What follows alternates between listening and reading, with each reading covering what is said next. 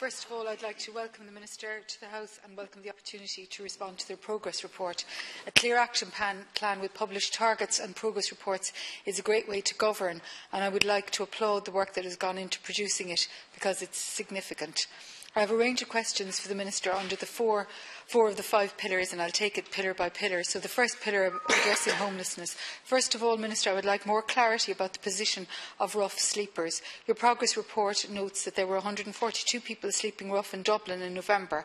But what about other centres like Cork and Galway? How have the numbers changed since November? I welcome the fact that over 200 emergency beds have come on stream over the winter, but rough sleeping happens in the summer too. Do we now have enough beds for all rough sleepers in all of the places that rough sleeping happens? I remember in Cork in 2011 we were able to say that in the city, that there was actually enough beds for rough sleepers in the city. So it is doable, and I just want to know where we are. And are we making progress to end rough sleeping, and what else needs to be done? Second, the very first action point in Rebuilding Ireland, Action 1.1, promised to build 200 rapid-built homes by the end of 2016. Just 22 or 10% of the target were delivered. That's a massive missed target. What are the delays? Rapid builds were presented as the solution for getting families out of Bs and hotels. What is the plan for homeless families after July 2017, when the practice of accommodating them in commercial hotels will have ended? Where will they be accommodated if the houses aren't coming on stream? And how different will the proposed family hubs be to hotels? And I really hope that isn't just a rebranding exercise. So instead of calling them hotels, we're calling them family hubs. You know, children and families need to be in permanent, long-term accommodation, not moved from pillar to post. Third, Action 1.3 promises 300 Housing First tenancies by quarter 2017. Is there a wider Housing First strategy for other urban centres outside of Dublin? And if so, when will detailed targets be set and published in this regard? Consultation with regional and local stakeholders is essential to ensuring Housing First service provision is tailored to meet the specific needs of future tenants. And I just want to know what plans are in place for such consultations to take place around the country. Action point 1.15 promised 6 million for homeless mental health services. From what I can see, only 3.5 million was delivered, despite overall increases in health spending. Minister, these are very, very vulnerable people, and it is deeply disappointing to see this target missed. Can you provide some clarity on these figures? I've heard first-hand from people working on the front line the vast gaps in treatment and access to treatment. In 2016, the Dublin Simon Community Counselling Service Sure Steps worked with 460 individuals, a 50% increase on 2015. The service is not funded by the state at all. It relies on the goodwill of 20 part-time volunteers and trained counsellors. Minister, will you provide some clarity on why the promised funds never arrived for such services? I'm told the National Homeless Consultative Committee hasn't met since the government was formed. This cross-departmental, cross-sectoral committee is an important one. When will it meet? Finally, on Pillar 1, the Minister will know that I continue to work closely with the Simon community.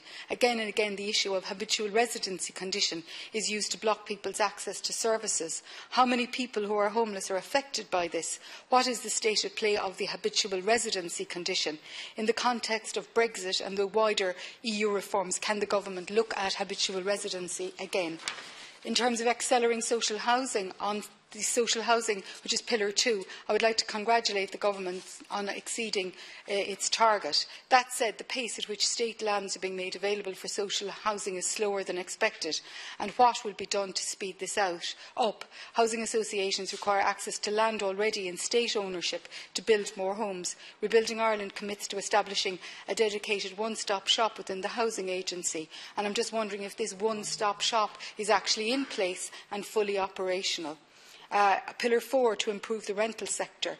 Just 10% of the population in Dublin lived in rental housing in 2000. Just now 25% in Dublin and 20% nationally, a very large percentage of the population. And while the rental strategy was a welcome step forward, although, like Senator Gavin, I would have liked to have seen it go farther and faster, last week Threshold, the national housing charity, called for the introduction of a deposit protection scheme to protect both tenants and landlords. Again, what's happening on that?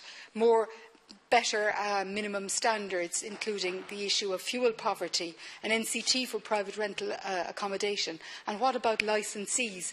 What is happening about people who are in rent-to-room schemes? What is their long-term security of tenure?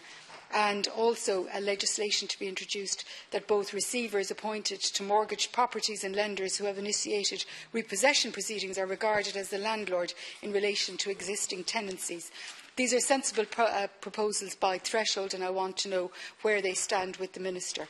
And in terms of the housing stock, I am struck every time I hear it that we have 200,000 vacant properties. That's 28 empty houses for every homeless person. I note 3,500 social houses will be created from the repair and lease scheme going national by 2021. Which is to be applauded. But that's 3,500 out of a potential of 200,000. Given the scale of the problem, would the Minister consider the use of compulsory purchase orders or compulsory leasing orders? I believe that these would be a significant public support for such a measure and would speed up the end to homelessness. It's disappointing that there is no movement on Action 5.9 to make it easier to change the use of vacant commercial use or the area above commercial units. For decades, people lived above their shops in town centres. I did so myself, and a move back in that direction will help bring more life into some hollowed-out cities and towns. And finally, Minister, the 62-page report has no mention whatsoever of travellers, halting sites or the deinstitutionalisation of people from congregated settings. I'm genuinely worried that the housing needs of those groups have been forgotten, so I would like a progress report on both. We need to move people out of institutions and back to communities. Housing associations support the Department of Health and the HSE in the programme of transitioning people from congregated settings to community-based accommodation, including people being supported by mental health services. However, the Irish Council for Social Housing members continue to experience difficulties in getting approval for capital assistance scheme properties to facilitate people moving out of congregated settings. The capital assistance schemes focus on special needs groups such as people who are homeless, elderly and people with disabilities. Every effort needs to be made to ensure such obstacles are removed. The housing options for people with disabilities, and my colleague Senator John Dolan will talk some more about this, and older people who require support are wholly inadequate, and strategies in these areas require prioritisation and greater commitment from government. So thank you again for the updated report, and I look forward to hearing your response to my questions. Thank you. Senator Éireann.